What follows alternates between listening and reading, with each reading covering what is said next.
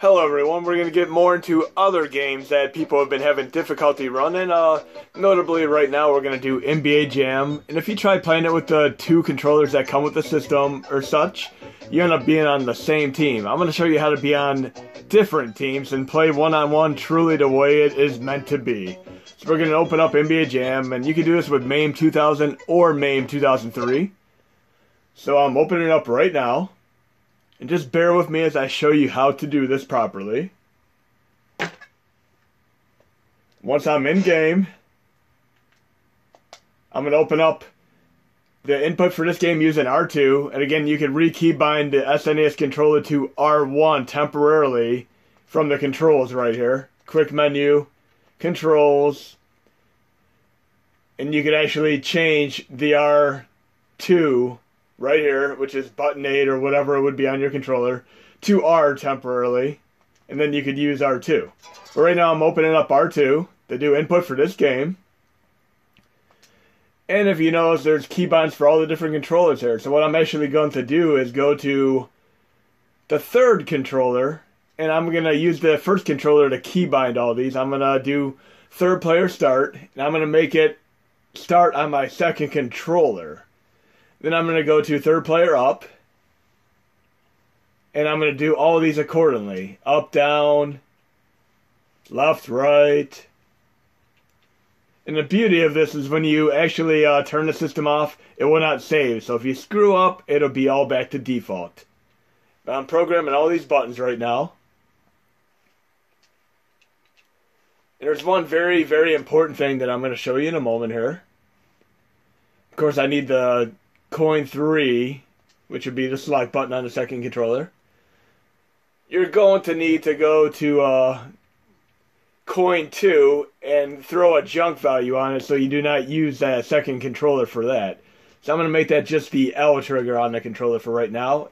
Just make it a button you know you're not going to push. Then I'm going to get out of here and we're going to start the game. And for the record, I have integer on by default. So if you want to have a bigger screen on some of the cards, you can go to video. And you could temporarily turn integer off for some of the games, if you'd like to. Now I'm going to simply start the games. Select and start on my first and my new third controller here, even though it's really controller 2. Welcome to NBA Jam!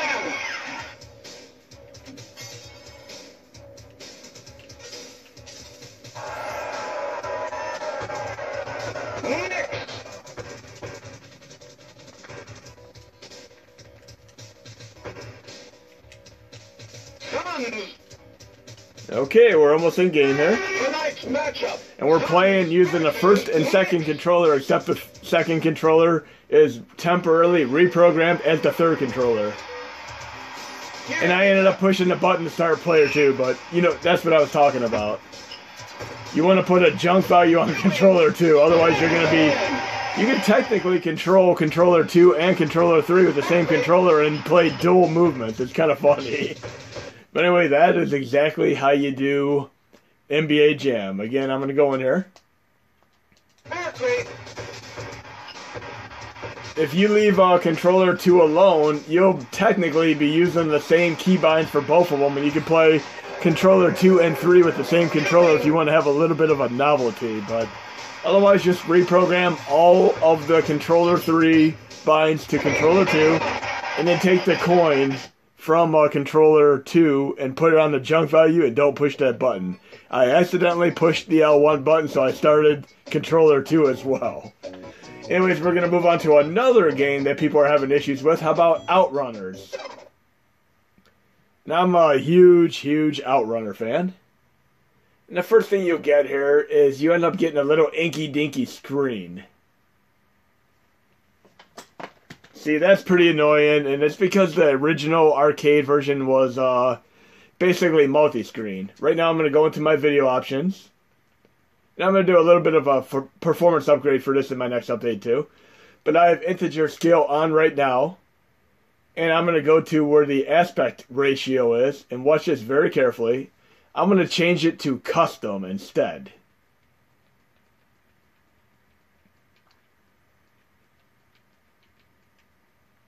So I have it set to custom. And then I'm going to change the height and width. By having integer on and custom, I can do 2 times scale, 3 times scale, etc. I'm going to set it to 3 times scale right now. And then I'm going to go turn integer off. And then I'm going to resume and see what it looks like. Look at that. How nice is that? And then I can go back into video options here. And I can change the actual position of where they are on the screen. So the position, I can move it to the right. And I'll move it to 100 to the right for right now.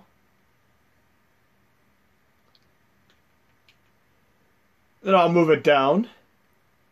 Make that like 50. I'm just doing a random number right now. Resume. Much, much better. So you see that it's not too bad to fine tune this. So I'm going to play this game for a moment here.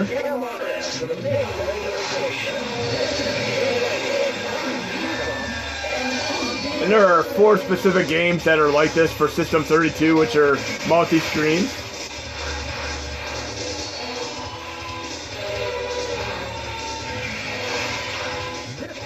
Again, some of the games, and you'll see this when I do some of these performance upgrades, like elevator action returns, etc.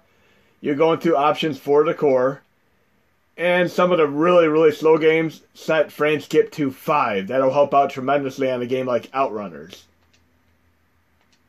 So I'm going to resume right now, and we'll try this out for a moment here.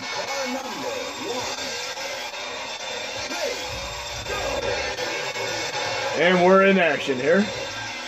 Running really nice at a much better screen ratio than previously.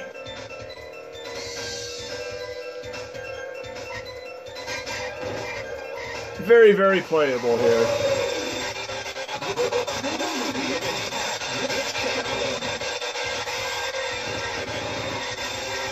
And one of the other games that has this issue is Stadium Cross. I'm going to temporarily load that game and Stadium Cross.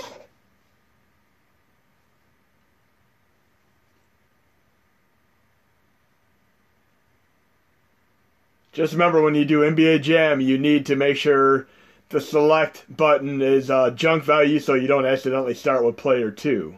And again, shutting down the system will fix everything as far as the controls. I mean, it's better to not put them all in and have them saved, because then you would technically have to uninstall RetroArch and reinstall RetroArch to get the values back. So it only takes like 1 minute to set it up and you're good. It's not like the game is going to crash like your typical Nintendo 64 game and such. But I'm going to do the exact same thing here. Of course, you can do save core overrides, but I just do this temporarily, and I want to fine tune it and get a specific numbers that work with this to make it a little bit easier to contend with. But I don't mind doing them each time just to make sure the integrity of all the other settings for all the other cores, and this core in particular, stay intact. But I'm going to custom yet again. I'm going to have integer scale on. And again, I'm going to go to the aspect ratio. I'm going to set it to 3 times again. Then I'm going to change the position. This time I'm going to move it to 150. Again, I'm going to play around with this a little bit more and get exact values so it perfectly fits the screen. But we'll try 150 for now. Again, you're getting to see me do a little bit of a trial and error myself here. But I've been familiar with this from playing this before. And this time I'll make this 75. And once I get specific numbers, I'm actually going to just make it so RetroArch auto-loads these when you play the game. But for right now, I'm just going to leave it alone until I get these specific values. So 150, 75, 3 times scale. Then I'm going to turn integer scale off and resume. And notice it's a little bit low on the screen, so I'm going to move it up a little bit.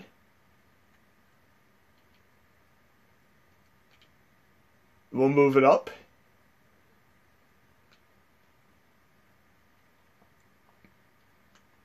So we'll keep that at 25, and then I'm going to make this, there we go, a little bit better.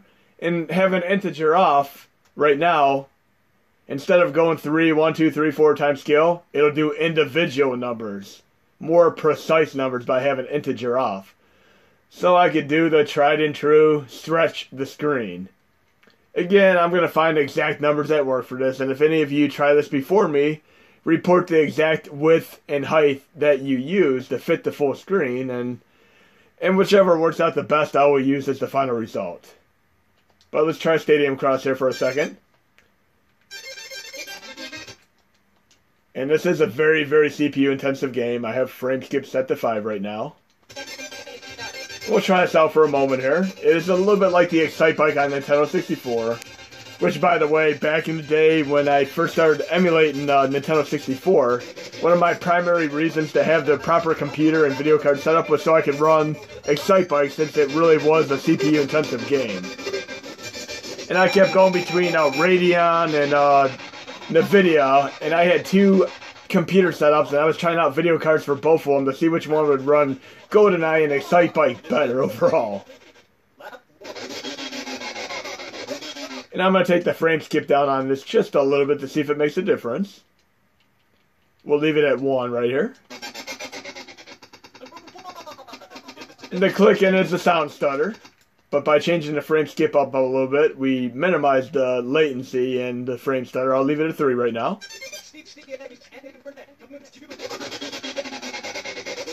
So it's not running too bad at 3 right now.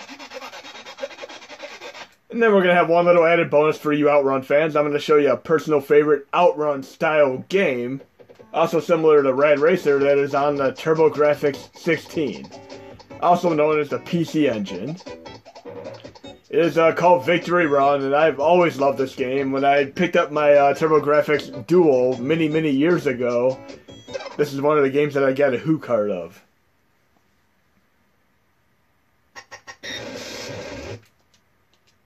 And I want to make sure my audio is intact here. This is a really difficult game. It is not as easy as a game like Rad Racer. But I've always liked the music on here. You can buy various car parts to start with. And I kind of just do a random evening of all these. And then we'll start. Incredibly challenging game. But if you're an Outrun and Rad Racer fan, definitely give this one a go. Got some great music to it, great gameplay, very challenging.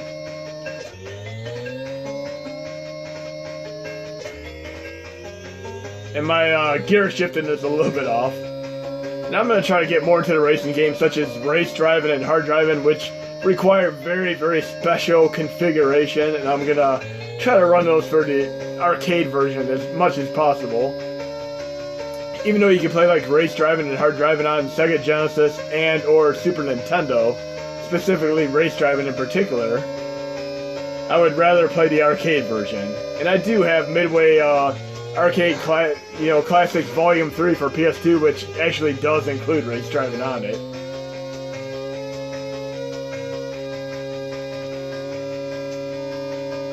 But this is Victory Run for TurboGrafx 16, always been a personal favorite of mine. It is an underrated gem of a racing game.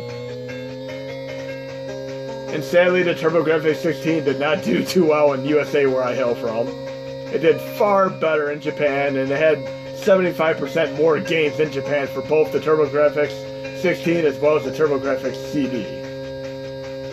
But you cannot go wrong with this game, and